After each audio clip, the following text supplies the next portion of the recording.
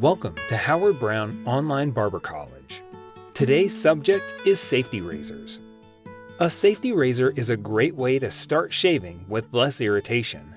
From the first time you'll use one, you'll notice how easy it can be to shave your face or head with no nicks or cuts. The basic rule of thumb for a safety razor is to always shave with the grain and use short strokes and rinse often. If you're using a two-piece safety razor, the top of the head is what detaches. Once you have your razor blade ready and in place with its holes lined up, connect them back together by turning clockwise until tight again. For three-piece razors, the difference is that when you untighten the screw, it will detach completely from the head, the top cap, and base. Take your razor blade and align its holes with those of both components. Then sandwich it between them. The safety razor is a perfect example of how convenience and quality can go hand in hand.